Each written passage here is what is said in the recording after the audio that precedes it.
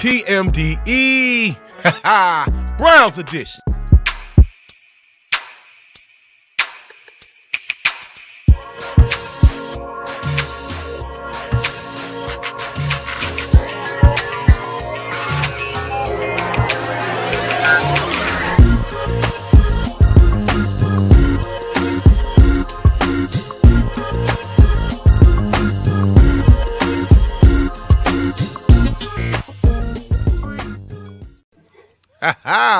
There we go. What up, YouTube? What up, Facebook? It's TMDE, Week 17, the Browns versus the Pittsburgh Steelers. I got my prestigious cast. Before I get to the monologue, I just want to introduce everybody making a return appearance. The British Bulldog, Pete Barker, is in the house. Pete, what's good, player? Oh, ready for this? Ready for this? Some nice subjects we're going to cover tonight. Ooh, good, bad, and the ugly. And always the ever faithful, my brother Aaron Sims is in the building, babe. Aaron, how you doing, babe? What's up, man? Doing great, man. Everybody stay safe out there in Sandusky. I know a lot of people out there sick. Much love to you. Love you to life. Let's go.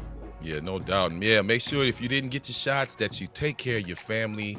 It is what it is. That's what it's all about. We're not going to get on the COVID stuff. This is about the Browns tonight. Yeah. So like I say every week, please like and subscribe. Leave a comment. We're going to get down and dirty like we usually do every week. You know, we appreciate the comments. We appreciate the feedbacks. It's nothing but love. And you know, don't get angry. Don't be pissed off because we talking about your favorite player. It is what it is. And make sure you go to our sister channel, Circle of Nerds, www.youtube.com/that, all that good stuff, where we do a whole bunch of good nerdy content. We had an episode that debuted tonight called Calrissian's Closet. Make sure y'all check that out. I'll post a link later on in the description. All right, fellas. Woo-wee. It's time to get down to the get down. This week, we lost a broadcast legend, legendary coach, legendary broadcaster, just an all-around good guy. It meant so much to me in my life, me being a sports fanatic. Fellas, what's y'all shout out to rest in peace to John Madden? Who wants to go first? I go. I really just think he's a class of the NFL. You know, he's the voice of football. His ad-libs with sounds that he made out of his mouth. Nobody else can duplicate that. His game is phenomenal. It's gonna live on, forever. And I met him a couple of times, once as a child, once as an adult, and he's always been a wonderful person. And I send my prayers out to his family. And thank you, John Madden, for what you did for us. No doubt. Agree. Well, he was the voice of the NFL over here, particularly when I was just about getting into the fandom of the gridiron, as it was. Some of the things he comes out with, it's unscripted, and he just ad-libs and made the game so entertaining. It wasn't about just what was going on the pitch. He'd be saying stuff about what's going on the sidelines, what's happening in the crowd. This guy's dressed like that, and also a top knowledge of the game. Obviously, what he did as a coach, as much as a sportscaster, is as important. And I guarantee, if you ask anybody over here just one name out from history of the NFL, that guy would be definitely one of the three names at the top three. Definitely. No doubt. R.I.P. Mr. Man. And of course, the games franchise. Don't get me started on that. I can go back to basically that Sega Mega Drive had a version back in, what was that, 1984 or something? I don't know. Oh, it was so difficult to play. EA Sports and the Madden franchise, man, they've been around for a long time, man, and they are the true of a great, like I said, break broadcasting in the video games and everything that he just did. His voice, he's an icon. And RIP to his family, and may he rest in peace. And this part of the show is dedicated to John Madden. All right, fellas. Let's get to the nitty gritty. As you well know, last week was some bullshit. We had an opportunity to beat probably one of the best teams in the NFC, probably in the whole league, and we failed to do that. So it's been a lot of drama on your boy Baker this week. So I want to ask y'all first so we can get to it. Is Baker Mayfield's days done or numbered in Cleveland? Now I'm gonna open up the floor. Who wants to go first and attack this question? Wow. Let our guest go first. All right, Pete, I'll attack you him. up, man. I'll attack. Well, he's got 2 games, in my opinion. Lots and lots of offensive players coming back off the COVID protocols, so that's not an excuse. We've got an opportunity. It's 1-0. If we win both games, there's a real opportunity we could make the playoffs. So I'm going to probably say if he doesn't pull it off, his days may well be numbered. But what are the options? Where are our options? Are we gonna try and perhaps, I don't like to say the names, but they've been thrown out there. You've got your Watsons Throw it out. and you've got your Rodgers, Russell Wilson. Are they really going to come to Cleveland? Oh, what would our offense look like if they did? Oh, I don't know. He's got 2 games to prove himself. Yeah. And I think he will. No doubt. All right, Aaron, what do you think, brother? It's NFL. I mean, it's short for not for long. That's right. Everybody days are numbered, but I think Baker got 2 weeks to show and prove. I don't think he's going to be gone because, like Pete said, what's your options?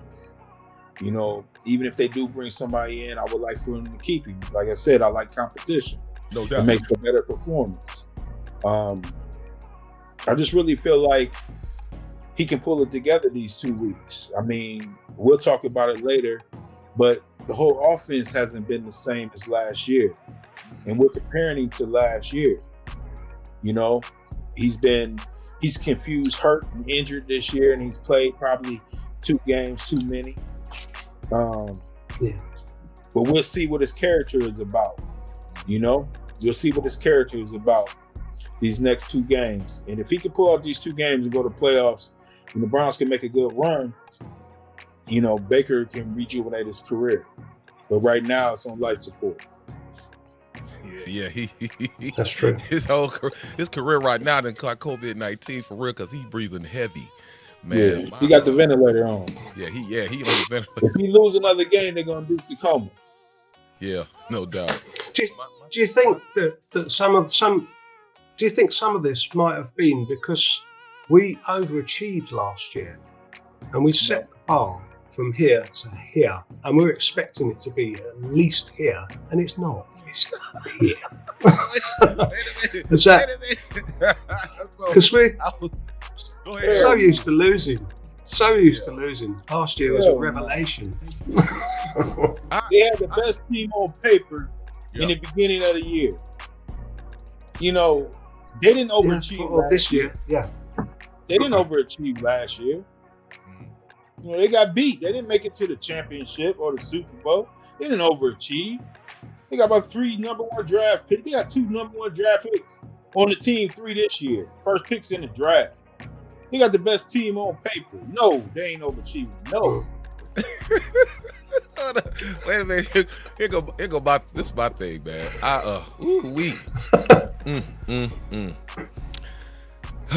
Where do I begin with it? This thing, like I said, I feel like he's on life support. I know a lot of people feel like, who are we gonna get? And Aaron, I agree with you.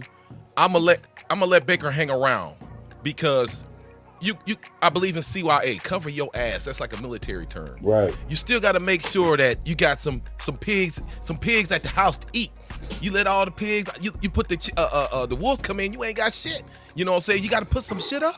So we keep Baker around. He's still on his 5th year option. We keep it that year. That gives you time to look at draft picks. That gives you time to look at something that's going to open up, but a lot of people don't feel like it's going to open up. Something is going to open up. Somebody going to be available. Whether they be better than Baker, they might be looking for somebody equal to Baker, but who can really run that offense better. You know, I don't think Aaron's coming here. Hell no. but it is what it is. Russell, that might be an opportunity. I'm still down for Deshaun Watson, but they gonna do something. You know, I don't see, unless he balls out these last 2 games, why should they retain him? Or you know, if they do, he not getting a long-term contract. You know what I'm saying? So we got him for the 18. We're gonna see what he do. We're gonna bring some competition in, some true competition. Some people talk about Derek Carr. And let them battle the shit out, like you said. And then maybe we can see what we got. Who runs the offense better? Who understands the playbook? Who can read a fucking defense? Because that shit last week, man, was horrible. Horrible. I'm like, and I know he should have a bounce back day. But take the ball out of his hand. Run the ball. We got Hunt back. Run the fucking football. Play action, even though they catch on to that. But it balanced the team out. And Stefanski does too much. Why would you put the ball in his hand? He just threw 4 picks for him to win the game. I don't understand that. You know, really, to be honest, if the play would have been executed, it would have been good calls. You know, Stefanski can't execute the play, man. You know, he can call the play and hope that it's executed. You know, he's the coach of the year for a reason. And we comparing the Browns to last year, but we don't realize our number 1 line that's been the number 1 line forever, they've been hurt all year. You know, it's hard to build a number 1 offensive line. And if you look at it, Cochran's been hurt. Treader's out now. Teller's been in and out. It's not the same thing. Hunt is hurt now. Chubb just came off an injury. You know, we're assuming we're the team we were last year. But we don't have any of those things. We don't have Odell. We haven't had Jarvis. All the things that we look forward to having, we don't have. So we say, we should have a running game and this and that. But the line's hurt. But Chubb's a little gimpy and Hunt's not playing right now. We say Baker should be lighting it up like he was last year. But he's coming off an injury. He's so tough, he confuses hurt and injured. You remember how they used to say, are you hurt, are you injured? And everybody wants to say, I'm just hurt, and I can keep playing. But it's a difference. It is. He's injured. I mean, we got a number 1 receiver that is begging to get out of town. We finally let him get out of town, and now we don't have a number 1. Yeah. Let's be real. We started out with the best team on paper, but that's why they say on paper, because I got a phrase like I tell my kids, my running backs, you got to make a decision. Everybody can be a star, but you know what? In that game, you really got to do that shit. You do. You can talk about who you are, and you can put the best team on paper out there, but you really got to do that shit. Yeah, that's true. That's true. Very true. It is, we have a saying. We have a saying over here, and it's exactly that. When you walk over the white line onto the pitch, that's when you've got to switch it on. Okay, so when we say put it on the carpet. But the original question was, are Baker's days numbered? I think he's getting a lot of the players are coming back off the protocols now, aren't they? 2 games to go against a beatable Steelers team, and we own the Bengals. It's now or never. I think owning the Bengals is like a mortgage. It's a dead agreement. Yeah, we don't own the Bengals. It's a falsehood. It's a falsehood. We don't own the Bengals. And I'll tell you right now, Ben's gonna be stroking. You remember that old song? I be stroking. That's what I be doing. That's what Ben gonna be doing. Because this is his last game in Three Rivers Stadium. I'll tell you right now, if the Browns win these next 2 games, that's going to show more character than they showed last year in the COVID season to me. If the Browns can win these 2 games, they save the season for me if they go to playoffs or not. Yeah, I can agree with that. Truth. This is my thing. Truth. This is my thing. Check it out. Pittsburgh, yes, they are beatable. But I agree with you, man. I think Big Ben is – I've been whooping your ass, and I'm going to keep on whooping your ass, and I feel like he going to try to go out like that. Now, as far as the Bengals – man, the Bengals is not playing around. They're not the same team we stomped out earlier this year. Them boys is putting up points, Burrow and them, and Chase, they getting a handle on this. So I'm going to be pleasantly optimistic.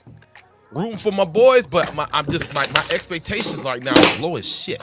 You know what I'm saying? I just want to be surprised. I want to be like, damn, people think I get a kick out of this shit when they lose. Hell no, I'm fucking mad as shit, Aaron. You know that shit. Nah. You know, I'm pissed Yeah. off. I want them to win. I don't want to be right. I'd rather be wrong and the team go far than to be right in the end of the goddamn season.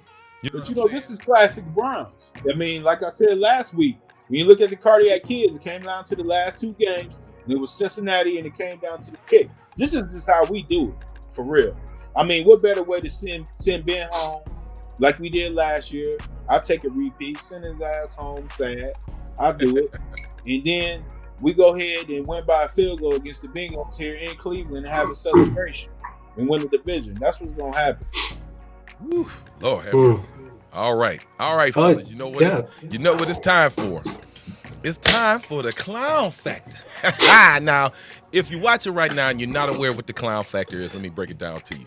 The clown factor is that hidden aura, that energy that always seems to permeate the Browns team and makes the Browns do, like I said last week, stupid shit, where we end up losing games that we had in the bag.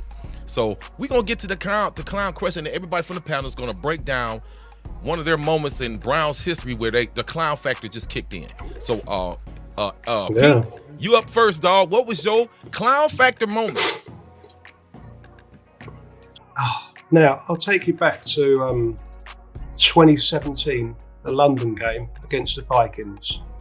Okay, we lost the game. I'll be honest with you, the stadium holds up to 90,000 people. And I kid you not, that day, there was at least 25,000 Cleveland Browns fans from all over the world, okay? And a hardcore 3,000 to 4,000 dog pound fans from Cleveland, right in front of me, roaring their heads off. We were in the lead. Hugh Jackson coached this game, right?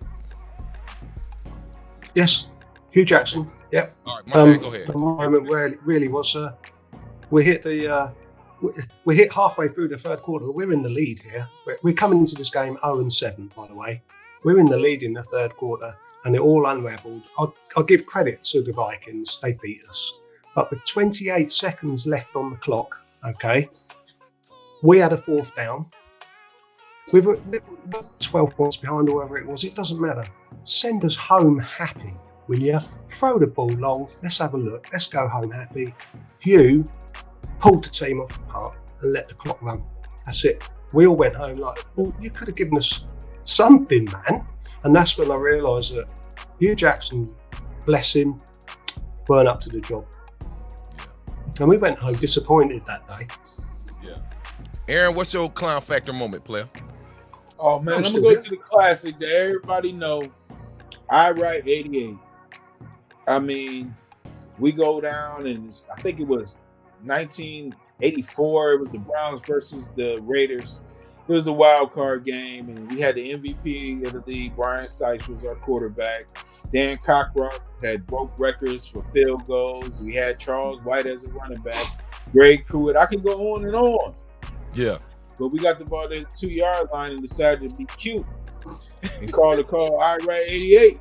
Yeah. And they threw it, to Mad Dog, and Mad Dog can't catch a cold in the winter. And he caught that in the freezing ass cold on the bay. And it broke everybody's heart because that team gave us a lot of fun. The Cardiac Kids, San Vertigniano Super Bowl team, created songs and everything for it. It just was an ultimate, kick in the gut. That's the clown factor. It just hurt bad. Yeah. Damn. Oh, man. Good call. Still got a tear in my eye now. Pete, I ain't cut you off. I cried. I was a kid, but I cried. Same, yeah. No doubt. I said, Pete, I ain't cut you off from your moment, did I? I don't think so, no. Oh, my bad. I had a tear in my eye from Aaron's moment. Oh, wow. Damn. I know you kind of glitching a little bit, but it is what it is. My favorite moment, oh my God. Well, no, I can't say it's a favorite moment at all. It's when I think it was 2013 or 14. I was actually working for the Browns that time. And I had stayed with the Browns for 2 years. I think Lerner had still the team, and he was too worried about fucking soccer. And I think Holmgren had took over the franchise then as a general manager. and the Browns was playing the Jets, and they had your boy. I just spit his name out, man. Mark Sanchez was the quarterback. Yeah. And they battling out, and the Browns got a chance, and all of a sudden, they let the Jets back in it, and they go to overtime. And all the Browns moving the ball, they getting in field goal range. All the Browns got to do is kick the field goal. We had Dawson then. Phil was that dude.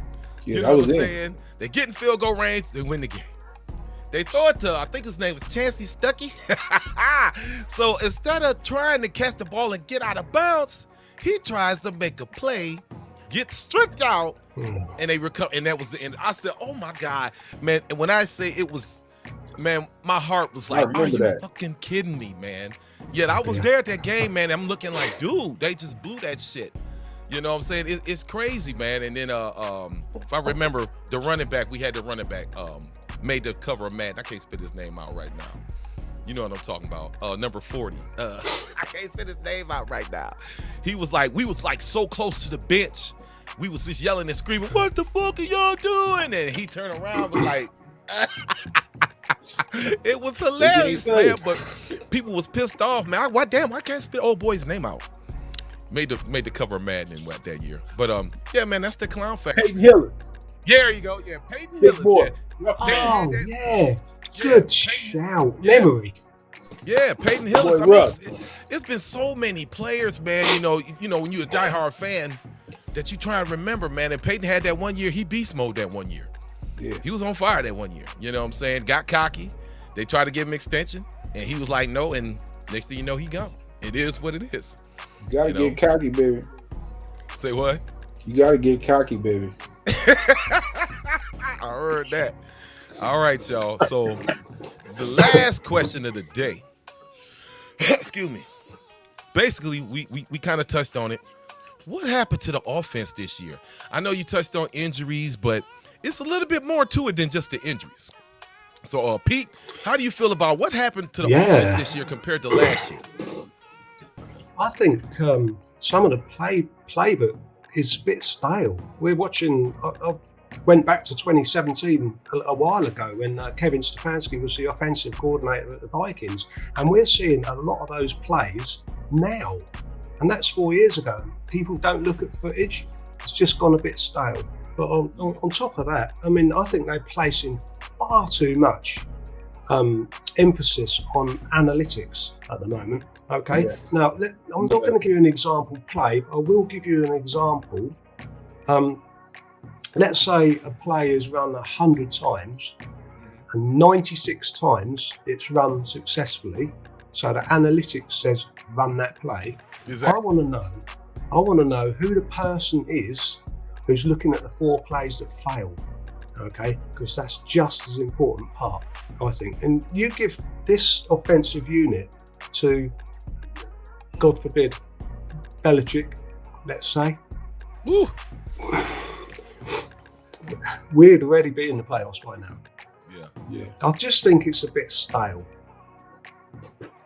I heard that. 3 tight end sets. People are set up for that. You know, run the ball up the middle when they've got 8 or 9 in the box. What is that all about? I see it week after week. Just. Yeah. I heard that. Aaron, how you feel, bro? I just think it's unaddressed conflict that turned to shit. The unaddressed conflicts in the beginning of the year with Odell, and it wasn't being upfront about it. It wasn't handling it. And that shit spilled over and it lasts long, and you know, shit trembles down here.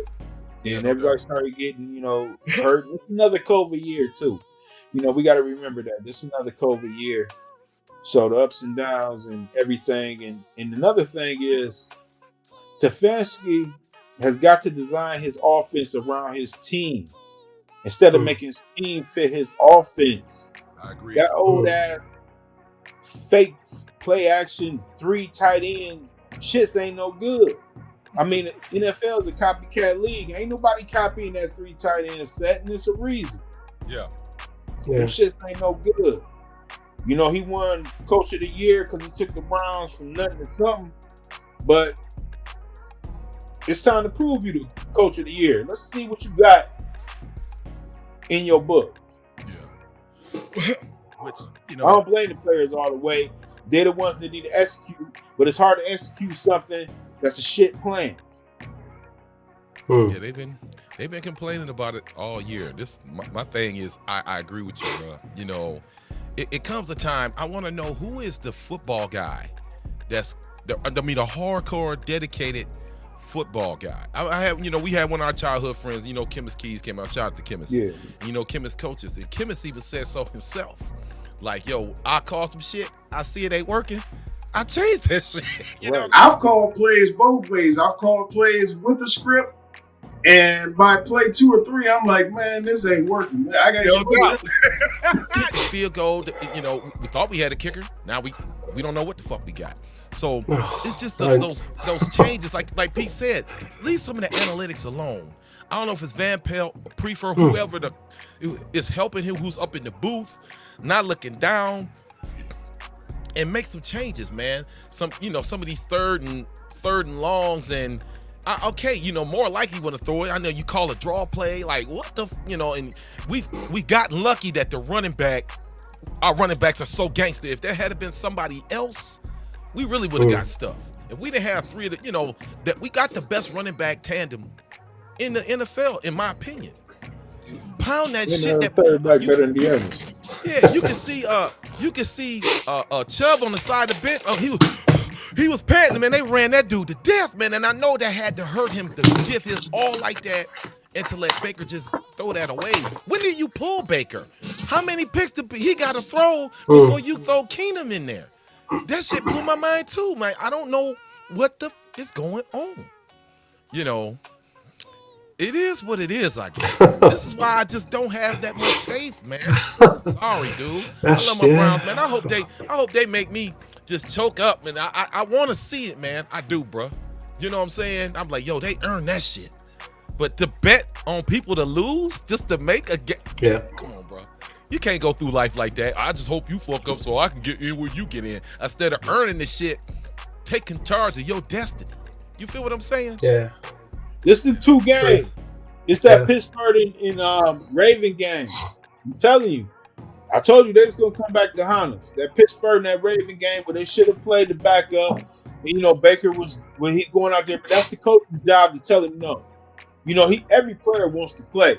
But it's the coach's job to say this other man can do better for us right now. You know, every player is going to say hurt, not injured. If you can walk, you're going to say you can play. No doubt. Pete? Did we lose Pete?